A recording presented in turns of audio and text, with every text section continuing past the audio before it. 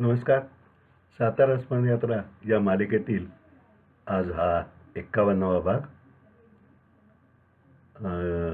माझं पहिलं पुस्तक सातारा ते सिंगापूर याची जन्मकथा सांगावं असं माझ्या मनात आहे आज. कारण असं की अनेक पुस्तकं आता जवळजवळ 25-30 लिहून झाली जास्तच, पण तरी पहिला अपत्य आहे, पहिला अपत्य आहे किंवा त्याची कुळकथा सांगावी असं मी योजलं आणि ती तुमच्याबरोबर मी आज शेअर करणार आहे. सातारा ते सिंगापूर माझं पहिलं पुस्तक. लहानपणापासून मला वाचनाची गोडी लागावी म्हणून आईने जाणीवपूर्वक प्रयत्न केले होते.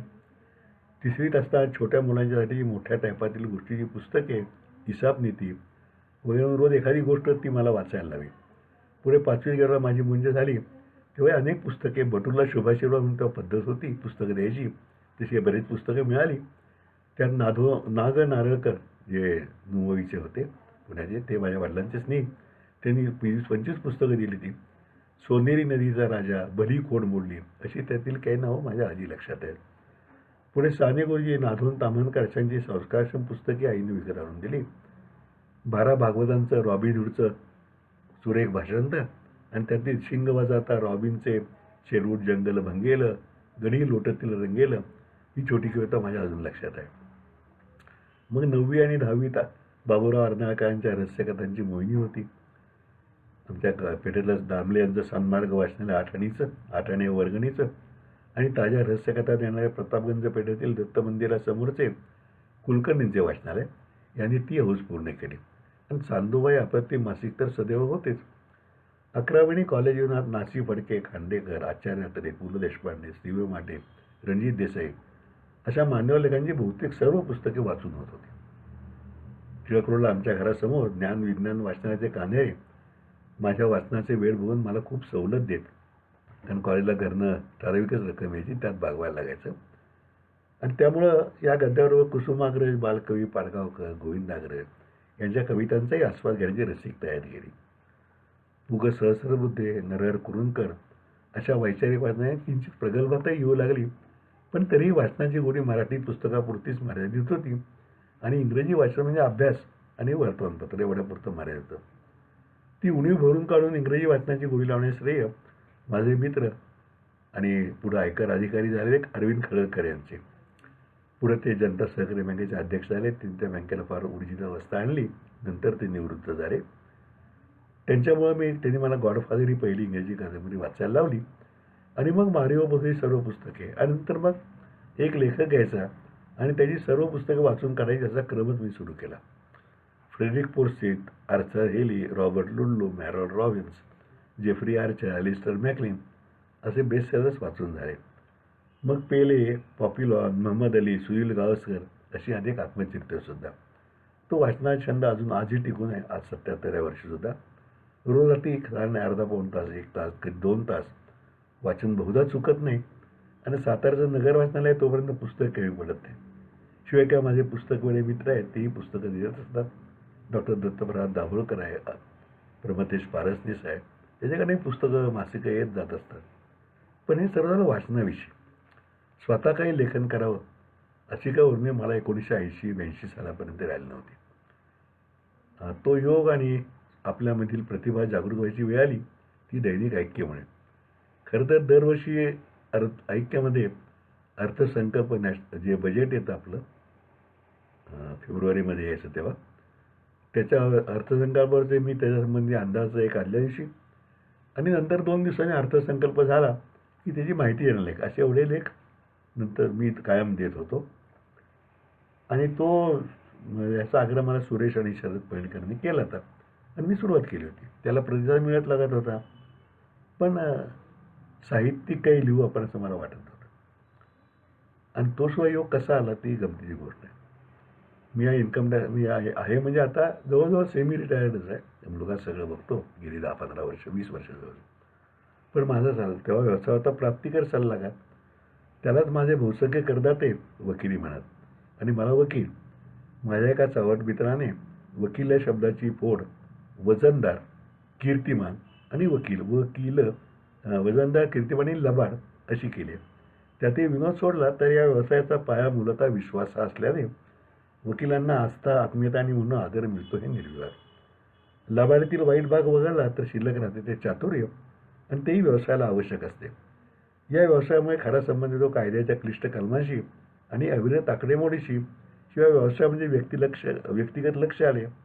कोणीतरी वकिलाची तुलना टांगेवाल्याशी केली आहे. हल्लीच्या भाषेत फार तर रिक्षावाला म्हणू किंवा टॅक्सीवाला म्हणू. जसे टांगा चालवल्यावर त्याला 2 पैसे मिळतात, तसे वकीलही प्रत्यक्ष काम केल्यावरच 2 किंवा 200 रुपये मिळतात. सारांश की वकिलाचे पोटसुद्धा हातावर असते.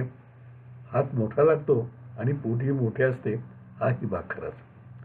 त्यामुळे कायम प्रत्येक वकील असे वाटत असते की आपण सुट्टी होऊन चालणार नाही, म्हणजे दोघांचे, आपलं आणि आपल्या पक्षकाराचं. म्हणून मग ते सुट्टीच घेत नाहीत आणि आपल्या कामाच्या वर्तुळातच गुरफटून पडतात. मी सुद्धा याला अपवाद नव्हतो. आपल्या अनुपस्थित कामाचा फारच खोळंबा होईल या कल्पनेने अनेक वर्षे मी कधी सुट्टी घेतली नव्हती. अशी 15-16 वर्षे गेल्यानंतर मात्र एकदा ठरवले की आता काय व्हायचे ते हो. कदाचित बायकोचा आग्रही तेव्हा असेल की आता पण वार्षिक सुट्टी घ्यायची आणि सुट्टीत सातारला राहायचं नाही. कारण साताऱ्यात राहिलं तर सुट्टी काय होणारच नाही ना. कुठेतरी प्रवास करून यायचा, कारण इथेच राहिलो तर सुट्टी होणार नाही. मग काश्मीरला 15 दिवस सुट्टी काढून गेलो. सुट्टीमुळे मन आणि शरीर ताजेतवाने झाले. पुन्हा वर्षभर काम करायला उत्साह आला. शिवाय आपण नसताना कोणाचेही तसे फारसे अडत नाही, कामाचा फारसा घोटाळा होत नाही हेही समजले आणि स्वतःच्या महत्त्वाबद्दलचा भ्रमाचा भोपळासुद्धा फुटला. आपली माणसं असिस्टंटचं ते काम बघतात ही खात्री पडली. रोजच्या कामाच्या धावपळीत दुर्मिळ असलेला निवांतपणा मिळाला. शिवाय पत्नी खुश झाली ते वेगळेच. तिच्या म्हणण्याप्रमाणे हे तिचे अनेक वर्षांचे मत होतेच म्हणे. म्हणजे माझ्यावर काही कोणाला अडत नाही. प्रवास होता छंद आहे. हा छंद मला होता. शाळेच्या दिवसात पायी सज्जनगड, कास, पाटेश्वर, जरंडा अशी साताऱ्याच्या जवळपाशी पायपीट झाली ती. त्या काही वडिलांची माणसे बरी पोरे चालत हिंडतात तेवढाच घरात दंगा कमी असे म्हणायची. दुर्ग भ्रमण, वर्षाविहार, ट्रेकिंग, सुळकासर वगैरे फॅशनल शब्द तेव्हा रूढ व्हायचे होते. मग कॉलेजला आल्यावर आयुष्यात प्रथमच स्वतःच्या मालकीचं वाहन म्हणजे सायकल आली. त्या नवीन प्राप्त झालेल्या संपदेमुळे पायपीटीच्या जुन्या छंदाला सायकल प्रवासाचे नवीन धुमारे फुटले. गोवा तेव्हा स्वतंत्र नुकतंच झालं तर मग सायकलीने गोव्याची ट्रीप झाली. पुणे सातारा, पुण्यात सायकलीने प्रवास 5-6 वेळा झाला. तेव्हा एस टीचे भाडे होते 3 रुपये, पण सायकलने पुण्याहून फुकतात 6-7 तासात सातारला गाठायचे म्हणजे हौसी व्हायची आणि खाड्यांची वाचलेली रक्कम खानावळीच्या म्हणजे खास फायदा असायची.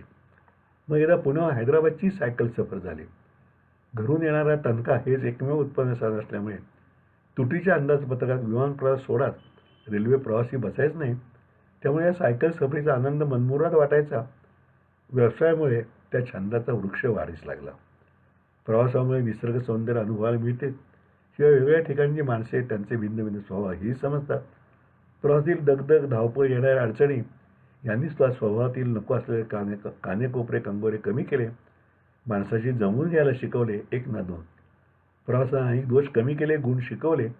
खरं तर शाळेच्या जीवनात हा प्रवास खूप शिकूनही गेला होता. प्रवास करणे हा एक भाग. हल्ली निरनिराळ्या प्रवासी कंपन्या या सहलीमुळे तो भाग खूपच सुखावा झाला आहे. त्याचे वर्णन लिहिणे हा दुसरा भाग. माझा आणि लेखनाचा संबंध तसा कमीच.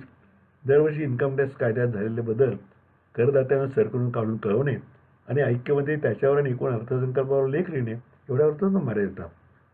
राजा पाटील यांच्याकडे काश्मीर, नेपाळच्या 2 ट्रिप्स केल्यानंतर त्यांचे सुविहित आयोजन पण अशा ट्रिपची गोडी वाढली. त्यानंतर पुण्याचे किशोर ट्रॅव्हल्स इंटरनॅशनल दादासाहेब पाखोरे व सुधाकर आठवले यांनी जेव्हा आग्नेय आशियाची ही टूर ठरवली तेव्हा फार आग्रह केला. सिंगापूर, हाँगकाँग, बँकॉक आणि मनिला अशी ही 4 देशांची म्हणजे खरं 4 शहरांची टूर होती. मी, माझी पत्नी, माझे मित्र डॉक्टर भालचंद्र लिंबे व त्यांच्या पत्नी असे आम्ही 4 जणांनी त्यांचा आग्रह मानला आणि ती टूर सुखाने वेळ करून परतसुद्धा आलो. तोपर्यंत हे प्रवास वर्णन लिहावे याच्यावर विचार काही नव्हता. त्यामुळे काही डायरी ठेवा, नोंदी कराव्या काही मी केलं होतं. मुळात खरं आहे माझा स्वभाव आहे आळशी. म्हणजे उद्या कोणी म्हटलं की 7-8 महिन्यावर अमिताभ बच्चनचं शूटिंग चालू आहे, जायचं का, तर आम्ही म्हणा इथे निवांत बसलो आहे ते काय वाईट आहे. त्यामुळे प्रवास करणे हेच फार झाले. पुढे त्याचे वर्णन लिहिणे म्हणजे अशक्यच होते. परदेश प्रवास संपून आल्यावर माझे स्नेही आणि साताराच्या प्रमुख जिल्हा वृत्तपत्र ऐक्याचे संपादक सुरेश पैठणकर आणि खरं तर शरद पैठणकर यांनी आग्रह केला की अरबा 4 देशाचा तुझा प्रवास झाला आहे तर त्या प्रवासाचे वर्णनपर 4 लेख तरी ऐक्याचे लिहून दे. कधीही असे ललितलिखाण मी न केल्यामुळे मी आधी नकार दिला. पण शेवटी त्यांची चिकाटी आणि आग्रह यापुढे मला माघार घ्यायला लागली. मी लिहिण्याचे कबूल करून बसलो. अट एकच घातली की मी पहिला लेख लिहितो, तो तुम्ही प्रसिद्ध करा. जर बरा वाटला, वाचकांना आवडला तर पुढे लिहिणे, नाहीतर क्षमस्व म्हणून पूर्णविराम देऊ. पहिला लेख धावपळीत लिहायला लागलो. त्या धावपळीत शाहू स्टेडियमवर तेव्हा मॅचेस चालू होत्या बॅडमिंटनच्या, मी भाग घेतला होता. कारण मी परदेशी असताना त्या मॅचेसमधले माझ्या ड्रॉ होते ते पुढे ढकलले ते. त्यामुळे मला एका दिवसात 2-2 मॅचेस खेळत होत्या. त्यामुळे त्या शाहू स्टेडियममध्ये त्या मॅचेस खेळताना मध्ये मध्ये वेळ काढून अक्षरशः शाहू स्टेडियमवरती बसून तो लिहिला तिथल्या ऑफिसमध्ये. अर्धा तास लिहिला, तो प्रसिद्ध झाला आणि त्याचे वाचकांनी चक्क कौतुकही केले. त्यामुळे आपल्याला लिहायला येतंय अशी जाणीव झाली आणि मग लिहित गेलो. 4 लेख म्हणता म्हणता 10-11 लेख झाले. एक पथ्य मात्र लिहिताना काटाक्षाने पाळले की एकदा लिहिले की परत वाचायचं नाही, संस्करण करायचं नाही. लेखमाला संपल्यानंतर अनेक वाचकांनी पत्राने भेटून सांगितले की आता त्या लेखमाला आधारित स्वतंत्र प्रवास होण्याचे पुस्तकच का लिहित नाही. अशी एक म्हण आहे की you live only once, but if you live rightly once is enough. या म्हणीप्रमाणे व्यवसायाबरोबरच सार्वजनिक काम, थोडासा राजकीय सहभाग, कन्स्ट्रक्शन ॲक्टिव्हिटी चालू होती.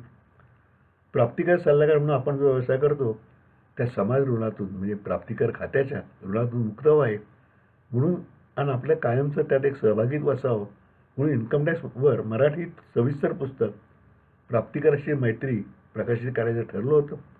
माझे स्नेही SP जोशी आणि KA साठे आणि मी आम्ही ते लिहून घेतलं होतं. मग ते प्रकाशन करण्यासाठी 82 साली म्हणजे हा प्रवास होण्यापूर्वी कौशिक पगारांची संस्था काढली होती. संन्याशाच्या संसारपणे पुढे आजपर्यंत कौशिकचा प्रसारा वाढला आहे. त्यामुळे वाचकांचा आग्रह असूनही या सगळ्यामध्ये मी सातारा ते सिंगापूर हे लिखाण आता सुरुवात करू मग करू असे कळत राहत गेले.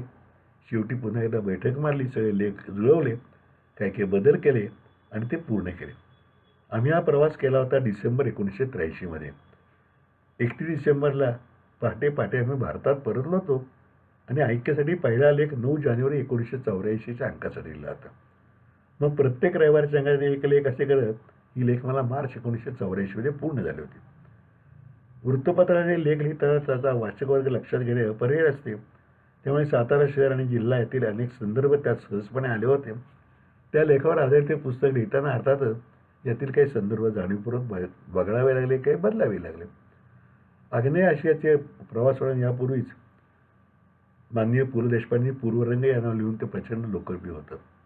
मी वाचलेलं होते. इतक्या वर्षांतरी त्याचा आनंद अवीट आहे.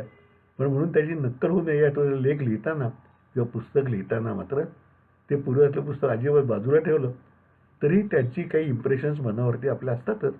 कुठेतरी त्या स्पर्श त्या लेखांना ती वाचकांना जाणवला होता आणि मला तरी त्यात काही गैर वाटणार नाही, कारण ते आपला अभिमानच उलटा वाटला असतं. हे पुस्तक पूर्ण प्रक्रिया होऊन त्याची छपाई होईपर्यंत 84 साल संपलं आणि 85 सोडून 8 महिने लोटले ते आणि ते प्रकाशित झाले माझे स्नेही आणि लोकप्रिय गायक पंडित प्रभाकर कारेकर यांच्या हस्ते त्यांच्या सातारा येथील 8 सप्टेंबर 1985च्या रंगलेल्या मैफिलीत. म्हणजे प्रवासानंतर जवळजवळ 2 वर्ष आहे. हा उशीर झाला खरा, पण त्यांचा हातगुण उत्तम म्हणायला पाहिजे, कारण त्या पुस्तकाला सगळीकडून जोरदार प्रतिसाद मिळाला. अंतरंगात सुप्त अशी प्रतिभा आपणाजवळ आहे याचा मला झाला तो जणू साक्षात्कार होता. त्यामुळे त्याची आवृत्ती पुढे निघाली. पुढे लेखनाला आगळेवेगळे बळ मिळाले. तेव्हा लिहिता राहिला आज गेली जवळजवळ 50 वर्षे अखंड लिहिता राहिला आहे. त्यातून जवळजवळ 30-35 वेगवेगळ्या विषयाची पुस्तकं लिहून झाली. प्रवास वर्णने, कविता संग्रह, ललित लेख, समर्थ तत्त्वज्ञानाविषयी, अष्टावक्र ऋषींच्या गीताविषयी तत्त्वज्ञानाविषयी हे लेख झाले. निवडणुकीवरचे लेख झाले. असे अनेक विषयावरचे असंख्य लेख, त्यांचे संग्रह, समीक्षा, रसग्रहण, संशोधनात्मक अशी अनेक वाङ्मयाची दालने मी ओलांडू शकलो. कथा, पटकथा, संवाद आणि गीतेसुद्धा राम रहीम या सिनेमाची मी लिहू शकलो. अनेकांना मी प्रकाशित केलेल्या अनेक पुस्तकांना राज्य सरकारची पारितोषिके मिळाली, इतर पुरस्कारही मिळाले. मला स्वतःलाही राज्य सरकारचा अष्टावक्र गीता निरूपणसाठी पुरस्कार मिळाला. अजिंक्यता त्या दुसऱ्या प्रवास वर्णनासाठी गंगाधर गाडगीळ पुरस्कार मिळाला. महाराष्ट्र तत्त्वज्ञान परिषदेचा गोयंका पुरस्कार मला दासबोध नित्यपाठसाठी मिळाला. सांगली नगर वाचनालयाचा पुरस्कार समर्थ रामदासांच्या विषयीच्या ग्रंथाबद्दल मिळाला. अनेक पुरस्कार मिळाले. खरं तर कथा, कादंबरी आणि एखादं लोकनाट्य लिहावं अशा कल्पना मनात आहेत. अजून तरी ते काय प्रत्यक्ष उतरलेलं नाही आहे. या रोजच्या धावपळीत जमेल तेव्हा खरं, पण येतील असं वाटतं, बघूया.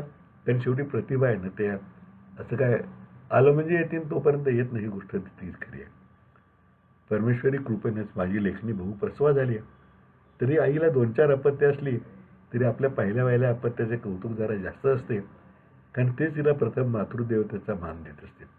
तसं माझ्या लेखी अनेक पुस्तकं झाली, पुरस्कार मिळाले, तरी सातारा ते सिंगापूरचे महत्त्व अनन्यसाधारण आहे.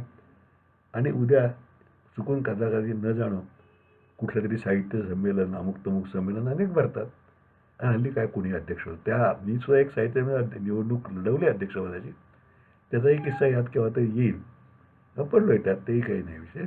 पण तत्वाकरता लढवली आणि जे तत्व पुढं मान्य झालं आहे की बहुमान हा निवडणुकीशिवाय मिळावा म्हणून, तो किस्सा कुठंतरी येईल पुढे. त्यामुळं हा कसला बहुमान मिळाला तरी ते महत्त्व सातारा सिंगापूरचं माझ्या मनात तरी कायम राहील असं मला वाटतं. आज आपण इथेच थांबूया. उद्या नवीन भाग, नवीन घटना, व्यक्ती किंवा संस्था याविषयी. तोपर्यंत नमस्कार.